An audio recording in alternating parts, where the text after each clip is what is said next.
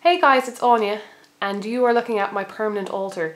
I've just finished making a few little changes to it for Samhain and my Samhain ritual, and I thought it might be a nice time to talk a little bit about what changes I've made for Samhain, what I do with my altar, how my altar works, because I haven't talked about my altar at all yet here on YouTube, and in fact I haven't really shared any pictures of my altar on my blog either. Not particularly because I've been wanting to keep it private, but just, I suppose the right time hasn't really come up, and I was kind of keeping it more private to begin with, and I've gradually gotten more comfortable with other people seeing it. Because it's a permanent altar, it's on display in my flat all the time, and it's in the middle of my living room. My flat is basically just one big room. My bed is up a couple of stairs, and so it's in some way separate, but it's largely just one big room converted into a sort of bed set. So my altar, at least this top part that you're looking at right now, is visible to anyone who comes and visits me in my flat. Now, pretty much all of my close friends at this point know about my spirituality. Even if they don't know the ins and outs of it, they know the kind of basics, or they know that I'm spiritual at least. Obviously my boyfriend knows. My parents I haven't talked to about it, but I mean, I have to imagine at this point my altar is looking pretty altar-like. When it started out it was more, you know, it could have been anything. It was just a candle and, you know, an oil burner and a couple of things like that. But I think at this point it's probably pretty obvious that there's something at least slightly religious going on here. So I have to imagine that they've got something as well. There's something not quite secular going on with my life at the moment. So I'll just say a few words quickly about Samhain before I talk to you about my altar a bit more. In case you've managed to miss it, I've mentioned a couple of times so far on my channel that Halloween, or Samhain, whichever you want to call it, is actually my birthday, the 31st of October. So it's a very important day for me, but in a couple of different ways, or in a different way than it is for quite a lot of pagans.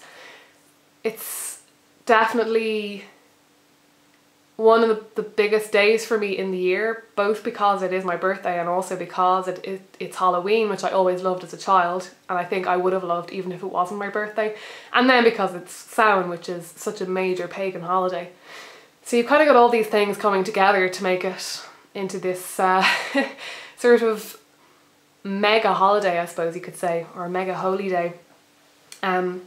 But it actually kind of convolutes it all for me a bit, it being my birthday and everything, because the day itself, the 31st of October, tends to be kind of all about me and my birthday. You know, it's about spending time with my family, maybe my friends. I will often have friends over on a different night to actually Halloween, it depends, but sometimes I'll be going to a party, or, you know, it's always a bit all over the place. And I've actually never done ritual on the 31st itself. I have tended to do it either on the 30th, which I like because it's kind of the last night before I turn whatever age it is I'm turning, and that's what I did last year. And I did a bit about, well, this is my last night being 23, and also with the old, you know, the Irish or Celtic tradition of the day starting when the sun goes down. Then you could say that my birthday actually starts on the evening of the 30th. But this year, I think for the first time, I'm actually going to be doing my ritual on the 31st itself. I haven't really made any plans with friends for the evening. I'm going to be going for lunch with my parents as usual, and I'm going to be spending time with my boyfriend. But for various reasons, some of my friends are busy that night, and it's a work night and everything, although I am taking the day off on the Friday. I don't work on Thursdays, so that works out pretty well. So I think I'm actually going to do my ritual on Halloween night itself, which will be interesting and probably a bit strange, because I'm going to be coming in from doing all this birthday stuff and seeing lots of family, and then coming in, doing my ritual, and then probably going to meet my boyfriend and go out for a drink or something with him afterwards.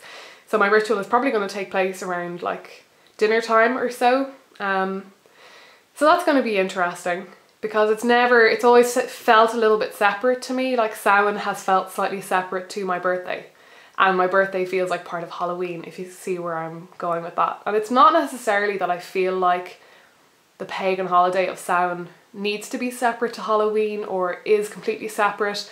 A lot of different pagans feel differently about that. Some of them are very comfortable with Halloween and they like the feel of it and they think it gels well with how they feel about Samhain, and other people just feel like it's a bit, maybe a bit crass, especially if they're very deep into very serious reverential honouring of the ancestors and things like that. It feels a bit funny to be doing that on a night when everyone else is, you know, dressing up as in crazy costumes and going out and drinking too much and that kind of thing.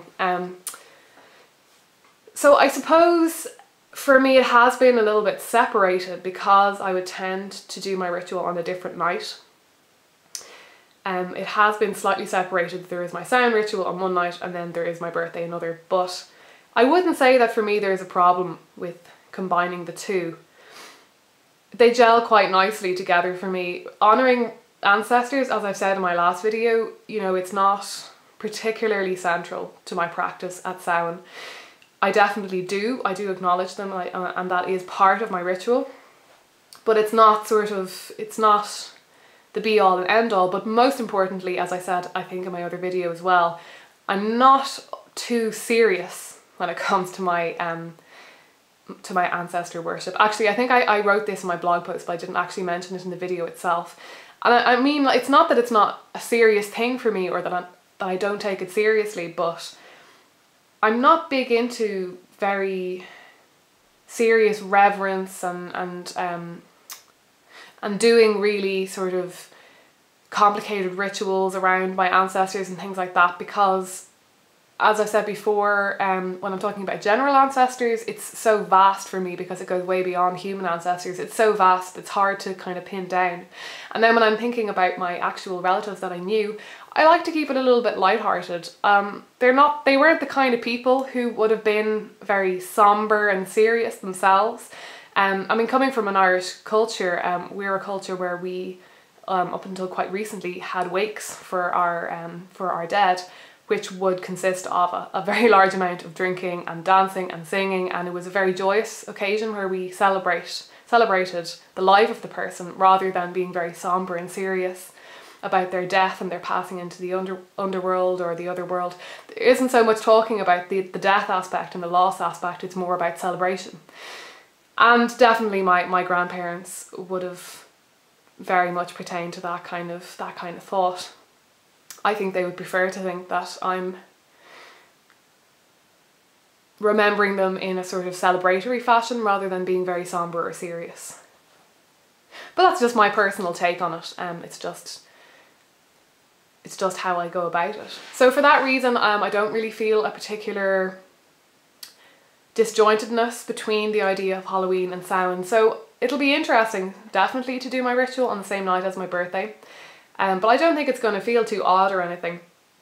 I might even do it in costume. That sounds maybe a little bit strange and irreverent again, but it's a big part of Halloween for me is getting into my costume. Even though I'm not going to a party and I'm probably just going to be going to a pub with my boyfriend that night, I definitely always like to get dressed up on Halloween. It doesn't feel right if I don't wear a costume. And usually quite a creepy one as well. I'm not the kind of person to just wear any old costume. It has to be something kind of Halloween, kind of scary, kind of that kind of thing.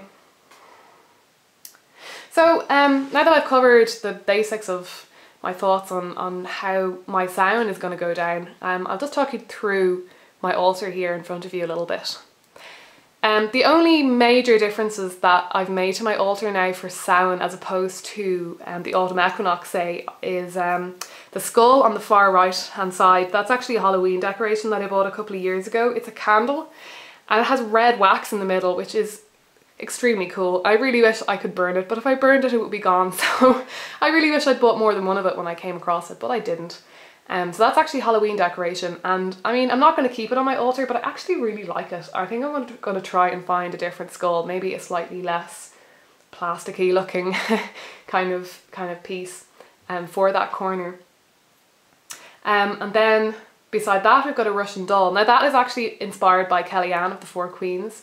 I love Russian dolls. I've always had a good few of them lying around, and I had that particular Russian doll actually on a shelf to my left, so quite central in my room, and I just really liked the symbolism of it, but it never really dawned on me to use it on my altar. I think because I was still being quite conservative when it came to what I put on my altar and that kind of thing. I was coming from a Wiccan background, and where, you know, the list of tools were kind of given to you, you were told what to put on your altar, and obviously you were encouraged to kind of do your own thing, go and find other things that you want to put on it, but I never really thought of really looking outside the box completely and just putting anything that seemed in some way spiritual or symbolic or interesting to me on my altar. So Kellyanne really inspired me in that way, and a lot of her videos have really inspired me to think outside the box when it comes to spirituality. So my Russian doll there definitely represents that. I think that was the first item I put onto my altar that was really a little bit different, you could say.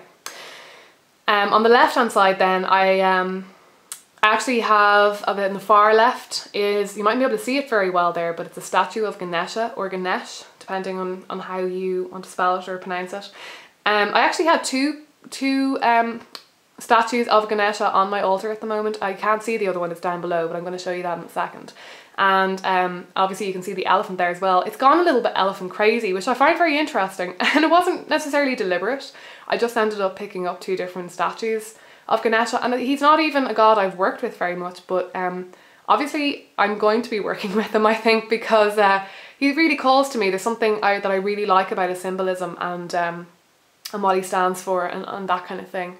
So Ganesha is there in the far left hand corner for the time being. You can't see it at all now, but to the right of him is a tiny little pumpkin. You're just going to have to take my word for that. It's kind of behind the fake foliage. The fake foliage is, oh, I haven't been very clear now. I started saying which were the bits that are only up for Samhain, and then I kind of went on a tangent about other things that are on my altar. So I'll just go through all the different bits and then I'll come back to talking about what is Samhain specific. So the foliage there, the kind of orangey flower, that flower stuff, that goes up in August and comes down then sometime in November. It's kind of my autumn flowers. I change my altar generally according to season, as in the 4 seasons, as opposed to every Sabbath. Then just kind of to the right there again, you can see a kind of small Indian kind of looking elephant. That is the figurine that I mentioned in my last video, which I inherited from my grandparents. I don't actually know what the story is behind it. I really wish that I'd asked them, or maybe if I ask around the family, somebody will probably know, because somebody in the family probably gave it to them. Because my grandparents, I mean, they never travelled to India or anything, as far as I know. They never really went anywhere particularly exotic. The most exotic place they would have gone to would have been Australia, because one of their sons emigrated to Australia, and indeed one of their daughters emigrated to New Zealand, and they went to visit him.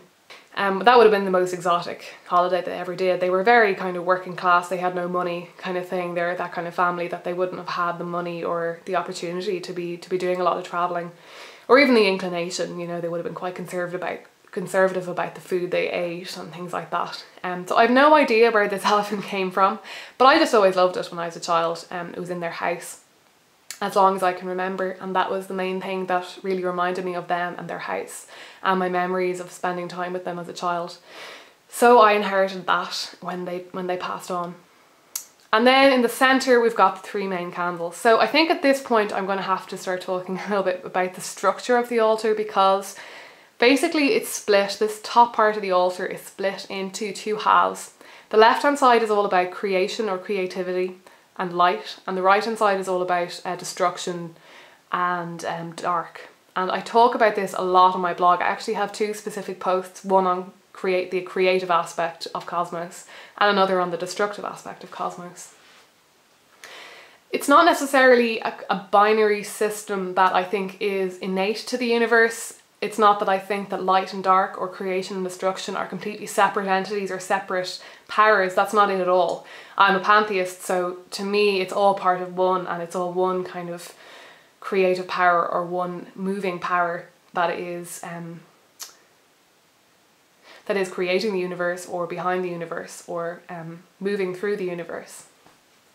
But I find that the most useful way for me to understand the patterns in the universe, the patterns in Earth, and the patterns of life and death, and the kind of binary understanding and the dualistic understanding that we have of the universe, I find the best way for me and the most powerful way for me to acknowledge that is through the ideas of creation and destruction, or light and dark. And I'll link to those blog posts below. I don't think I'll go into it too much right now because it is quite convoluted, quite complex, and I've written about it in quite a lot of depth. So if you're interested in that, I would advise you to go and read those blog posts. So the candles there, the red and black, they change colours depending on the seasons again. In winter I will have red and green, kind of for Christmas, or Yule, or winter solstice, or whatever you like to call it. I celebrate Christmas as a sort of secular holiday. I don't really have a problem with doing that. Obviously the winter solstice is what it's all about for me, but I've no problem with utilising Christian imagery and stuff like that, because that was my upbringing, obviously, as a Catholic. And then to the left, Ganesha to me is a deity that I associate with the creative force, and my fake flowers, my lovely plastic flowers, they're on the left because they represent, again, to me, sort of blossoming, what is manifest and light and that kind of thing. The elephant from my grandparents is on the left hand side because to me that represents ancestors in my own memory, if you know what I mean. It represents the kind of conscious memories we have of our ancestors, the stories that we've been passed down, and the sort of concrete manifestations of those ancestors. On the right hand side then, the deer antler kind of represents the ancestors that I don't remember, going back a bit further, and also the way that I'm connected to everything. It's talking more about the death aspect of ancestors. It's talking more about how we're all drawn back into the all, and we all spring from the all, whereas on the left hand side the elephant is all about DNA and, you know, that kind of more manifest aspect of ancestors and where we come from, whereas the antler represents the more kind of death rather than the birth. And the deer antler now is something, again, that I've had for a very long time. My dad gave that to me when I was quite young. He's a geologist, so he used to spend a lot of time working in fields, you know, doing field work, literally working in fields. And he just came across it somewhere, I think in Kerry somewhere. And he gave that to me when I was very small, and I absolutely loved it. And it kind of went missing for a good few years, but he found it for me again recently, so it went straight on my altar. It was when I was first kind of creating a permanent altar for myself, and it just was perfect. It just really symbolises a lot for me about the life cycle, about death and rebirth, and the balance between creation and destruction and all of that kind of stuff. The Russian doll as well is a permanent fixture on the altar. And the Russian doll, to me, again, this is more about the unmanifest and the way in which we are the same as the all. We're all, you know, the sameness, and things like the holographic kind of idea of the universe, which probably sounds a bit crazy if you're not familiar with the idea, but it's what I like about that theory is the idea of every single part of the universe containing the all, which is the idea of, kind of represented by the idea of the Russian doll. And then the skull there, like I said, that is just there for Samhain, but I will probably be replacing it with something more permanent. So all of the main items on the altar there are actually there all the time. The things that change, oh, and there are crystals as well, which I didn't mention. You probably can't see them very well, but there are various tumbled crystals scattered around as well, and a big massive piece of obsidian at the back, which I might show you in another video because I love it. And that's, again, something I've had since childhood that my dad gave me. I think he actually found it in a glacier. I could be wrong, but I think he found it in a glacier again when he was doing some field work.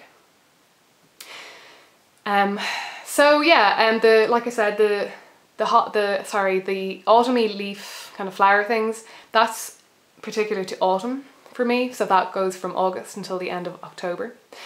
And then there are some conkers, you might have noticed.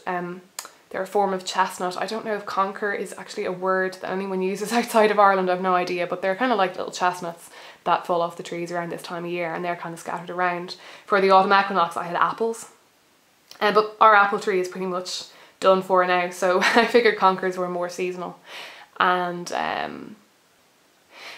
the candles, I think I mentioned that before, they change depending on the season. So for, again now, that's just for autumn, I will have them black and red. And then I mentioned for Christmas they're green and red. Spring, I'm not so sure yet. Spring and summer have been the same for the last couple of years, but I might change that up. They were red and purple. So I'm just going to zoom out a bit now. You just have to bear with me. This top part of the altar is what's on display all the time, because as you're about to see, what they're actually on is a writing desk, and it has a leaf that kind of folds down. So when I zoom out, and I didn't want to show the whole thing because I actually print out images of the Shadowscapes tarot deck, and I didn't really want to have them showing for the whole video because, you know, the way they're copyrighted. So I didn't want to have them kind of showing for the whole video, but I'll just show you the whole altar now in a second if I can get this to... Okay, there we go. It might be all a bit tiny and hard to see what's going on here now, but I'm not going to go into too much detail now about this lower half. I'll just give you the general gist of it. A lot of what's going on here on the lower half is actually changing a lot for me right now. I think I might actually get rid of my representations of the states of matter, which are kind of there in the middle. There's a bell you can't see behind the black candle. And to the left is a pot of salt, which represents earth or solid for me. And it's in the pot that it's in, we actually bought in Australia. It's got some kind of Aboriginal designs on it, and I can't remember the ins and outs of it, but again, another piece that I've had for a long time. It's more loosely structured down here in the bottom part. It's sort of still the creation destruction bits, but it's kind of got a bit of a hangover from when I had it more set up into male on the left and female on the right. So I've kind of got both going on now at this point. Male and female, I'm not a big fan of separating things into male and female. I find it more useful when I'm talking about earth and life and humans, but not so much when I'm talking about the cosmos in general. So the way it tends to work is that the top layer is kind of like the primary part of my altar, that top part that you can see, that you were seeing before. That kind of represents cosmos to me. It's kind of more overarching, whereas the lower part kind of generally represents earth and human consciousness and that kind of thing. So I will have specific deities represented here and things like that. I currently have, I'll actually zoom in a little bit maybe. I have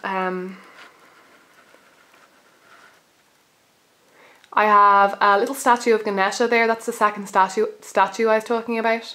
Sorry, it doesn't seem to be quite in focus, but you know, just we'll go with it. And then on the right hand side I have a new statue of Kali, which I absolutely love. I picked that up the other day as sort of pre-birthday present for myself or something. Now the pictures that are the 3 pictures that are printed out there are all cards from the Shadowscapes deck. It's the Page of Cups on the left, the Hermit in the middle, and the Moon on the right. The way I do this is that I have an image in the middle, which is kind of representative of the sabbat. So that will only change 8 times a year. The other 2 pictures change every month. So they're up for kind of the moon cycle. So they will be up for my 2 main rituals that I do. I do a ritual for the full moon and the dark moon. Generally speaking, the one on the left is more kind of manifest. It's more about the full moon. The one on the right is more unmanifest. It's more about the dark moon. It can also be male on the left, female on the right, and I sometimes associate the male with the manifest and the female with the unmanifest, but it's definitely not a hard and fast rule for me. It's just something that works for me to an extent and will often be reflected in the deities that I choose to work with. As you see here, you know, Ganesha on the left, who's a male deity, and Kali on the right, who is female. Then you just got various other bits and pieces. As I said, I've got the 3 states of matter represented there with a bowl of water, a bell, and a container of salt. I've got a little container on the left, which is a sort of little offering bowl. It's just got various bits and pieces of meaning to me in it. And then to the right there's a shell with some garnet stones on it, and a feather, which it's kind of representative of the Morrigan to me. Yeah, so I think I'll just zoom back out now. Okay, so this was actually supposed to be a really kind of quick video, and it really hasn't turned out that way. I'm such a rambler, I'm really sorry about that. So I hope this wasn't too rambly or boring or anything. I was going to talk a little bit more about Samhain, but I think I'll leave it at that for the moment. I might do some reflections after the event, after my ritual and after all the birthday madness has calmed down and all that. In case you haven't noticed, I am somebody who likes to celebrate my birthday. It's a really important time for me to spend time with people that I love the most. And I generally will just try to spend the time with my close family, my boyfriend, my best friends. But it is a very important time for me for reflection and thinking about how the year has gone. Part of my ritual will be, I definitely acknowledge ancestors as part of my ritual. I do that in various different ways. Another part of my ritual for Samhain, which is very important to me, is the idea of returning to the womb of cosmos, kind of going into the dark goddess and kind of reaching that point of contemplation, going into the dark part of the year and really submersing into that, submitting to it, releasing everything. I haven't done enough thinking, to be honest, this month as I would like about what I want to release this Samhain. So I don't think I'm really going to be focusing on that too much this year, because I really just haven't had a lot of time on my hands, and the shadow work that I started really didn't get going properly and not as much as I wanted it to. And I don't think I'm at a point where I know exactly what I need to release, unfortunately, but I'll still be doing a sort of a releasing kind of ritual within my ritual, if you know what I mean. And then another important part of my ritual for me at Samhain is thinking about changing age. I'm turning a new age, and I'm kind of becoming a new me in a way, because every time I change age, I kind of feel slightly different in my own head. Like every year, every age seems slightly different to me. Like the year I was 23, I was a slightly different person to how I am now. And 25 is a bit scary, I'm not gonna lie. I'm a bit freaked out by it. I think it's something about finally, very definitely exiting my early 20s. I'm very much slap bang in the middle now of my 20s, and there's no getting around that, there's no denying it. And anything that I achieve or do after this is going to be more in my late 20s rather than my early 20s. I think that's freaking me out a bit. But I'll be thinking about that quite a lot and talking about past selves, releasing of past selves, and thinking about who I want to become moving into the future and what I want my year being 25 to be. What being 25 is going to be all about. Okay, I'll leave it there, guys. I hope you have a wonderful Samhain. Mine will definitely be action-packed. I'm very much looking forward to it. It's always a really lovely time of year. Take care, and I'll talk to you again soon. Bye.